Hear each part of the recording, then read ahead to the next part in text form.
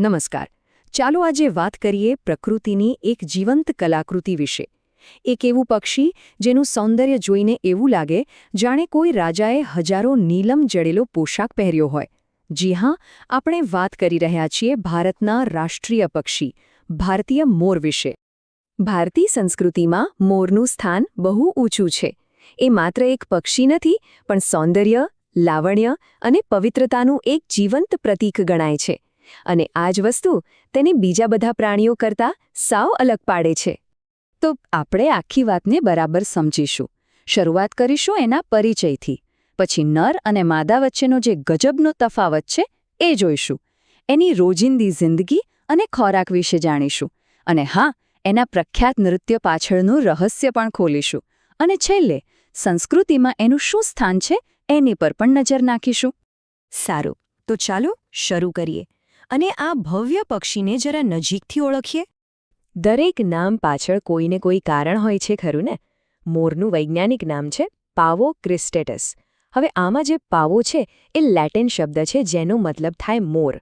અને ક્રિસ્ટેટસ એટલે કલગીવાળું, મતલબ એના માથા પર જે સુંદર તાજ જેવી કલગી છે એના પરથી જ એનું આખું નામ આવ્યું છે. આમ તો એને લોકો ભારતીય મોર કે ભૂરો મોર પણ કહે છે. પણ સાચું પૂછો ને તો એની સૌથી મોટી ઓળખ છે ભારતનું રાષ્ટ્રીય પક્ષી હોવાની. આ એક જ વાત તેને દેશના ગૌરવ સાથે સીધો જોડી દે છે. હવે આપણે એક એવા પાસા પર આવીએ છીએ જે આ પક્ષીને ખરેખર અનોખું બનાવે છે. અને એ છે નર અને માદા વચ્ચેનો આસમાન જમીનનો તફાવત. આ તફાવત જો સાવ સ્પષ્ટ છે. એક બાજુ નર મોર છે જેની ચમકદાર વાદળી ગરદન અને લગભગ 7 ફૂટ લાંબા રંગબેરંગી પીંછા એને કોઈ રાજા જેવો દેખાવ આપે છે. અને બીજી બાજુ છે ઢેલ, કદમાં નાની અને દેખાવમાં એકદમ સાદી. પણ એની આ સાદગી પાછળ એક બહુ મોટું કારણ છુપાયેલું છે. ઢેલનો આ સાધારણ માટી જેવો રંગ એની કોઈ કમજોરી નથી, પણ એની સૌથી મોટી તાકાત છે. આ જ રંગ એને અને એના બચ્ચાને શિકારીઓની નજરથી બચાવીને સુરક્ષિત રાખે છે. પ્રકૃતિનું આનાથી ઉત્તમ ઉદાહરણ બીજું શું હોઈ શકે? સારું, તો આ મોર આખો દિવસ કરે છે શું? ક્યાં રહે છે? શું ખાય છે? ચાલો જાણીએ. મોરને આમ તો જંગલો અને નદી કિનારા બહુ ગમે. પણ એની ખાસિયત એ છે કે એ માણસોની નજીક એટલે કે ગામડા અને ખેતરોમાં પણ બહુ આરામથી રહી શકે છે. એ ક્યાંય સ્થળાંતર નથી કરતો અને જેવો સૂરજ ડૂબે એટલે તરત જ રાત ગાળવા માટે કોઈ ઊંચા ઝાડની ડાળી શોધી લે છે. ખાવા પીવાની બાબતમાં મોર જરાય નખરા નથી કરતો. એ સર્વાહારી છે.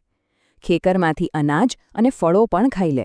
અને જો તક મળે તો જીવજંતુઓ, ગરોળી અને નાના સાપનો પણ શિકાર કરી લે છે. એની આ જ આદત એને પર્યાવરણ માટે બહુ ઉપયોગી બનાવે છે. અને આનો સીધો ફાયદો કોને મળે? ખેડૂતોને. પાકને નુકસાન કરનારા જીવજંતુઓ અને નાના સાપને ખાઈને મોર એક રીતે કુદરતી પેસ્ટ કંટ્રોલર તરીકે કામ કરે છે. ચાલો હવે એ દૃશ્યની વાત કરીએ જેણે સદીઓથી કવિઓ, લેખકો અને કલાકારો બધાને પ્રેરણા આપી છે. મોરનું અદ્ભુત નૃત્ય.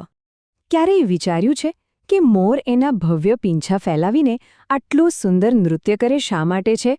આ કંઈ ખાલી દેખાડો નથી. એની પાછળ એક ચોક્કસ હેતુ છે. અહીંયા એક બહુ જ રસપ્રદ વાત છે જે કદાચ ઘણા લોકોને નહીં ખબર હોય. આપણે જેને મોરની પૂંછડી કહીએ છીએ એ હકીકતમાં એની પૂંછડી છે જ નહીં. એ તો એની પીઠ પરથી ઉગેલા ખાસ લાંબા પીંછા છે. અને એનો ઉપયોગ એ માત્ર ઢેલને આકર્ષવા માટે જ કરે છે. આ આખી પ્રજનન પ્રક્રિયા બહુ રસપ્રદ છે. નર મોરનું કામ ફક્ત એના નૃત્યથી ઢેલને આકર્ષિત કરવા પૂરતું જ સીમિત છે. એકવાર એ કામ પૂરું થયું પછી માળો બનાવવાથી લઈને ઈંડા સેવવા અને બચ્ચાઓને મોટા કરવા સુધીની બધી જ જવાબદારી એકલી ઢેલ જ સંભાળે છે. સારું, તો આપણે એના જીવન વિશે તો જાણ્યું. હવે જોઈએ કે માનવ સંસ્કૃતિમાં એનું સ્થાન કેટલું ઊંડું અને મહત્વનું છે. હિન્દુ ધર્મમાં મોરને ખૂબ જ પવિત્ર માનવામાં આવે છે. એને દેવોના સેનાપતિ ભગવાન કાર્તિકેયનું વાહન ગણવામાં આવે છે. આ જ વાત એને દિવ્ય શક્તિનું પ્રતીક બનાવે છે. એટલું જ નહીં, ભગવાન શ્રીકૃષ્ણની ઓળખ તો એમના મુગટમાં શોભતા મોરપંખ વગર અધૂરી જ ગણાય. આ બતાવે છે કે મોરનું અસ્તિત્વ આપણી આધ્યાત્મિકતા સાથે કેટલું ઊંડાણથી જોડાયેલું છે. અને હા, એ વાત કોણ નથી જાણતું કે મોર ટહુકા કરે અને નૃત્ય કરે એટલે વરસાદ આવે. ભારતમાં મોરનો નાચ એ આવનારા ચોમાસાના આનંદ અને આશાનું જીવંત પ્રતીક છે. અહીંયા એક બહુ રસપ્રદ વિરોધાભાસ છે. જુઓ, વૈશ્વિક સ્તરે મોરની વસ્તી એકદમ સ્થિર છે. એના પર કોઈ મોટો ખતરો નથી. પણ ભારતમાં એનું સાંસ્કૃતિક અને રાષ્ટ્રીય મહત્વ એટલું બધું છે કે એને કાયદાકીય રીતે સર્વોચ્ચ સુરક્ષા આપવામાં આવી છે. એટલે કે વાઘ જેવા પ્રાણીઓને જે સુરક્ષા મળે છે એ જ સુરક્ષા મોરને પણ મળે છે. તો અંતે સવાલ એ જ ઊભો થાય છે કે આપણી સંસ્કૃતિનું પ્રતીક અને પ્રકૃતિની આટલી સુંદર ભેટ એવા મોરનું ભવિષ્ય કેવું હશે?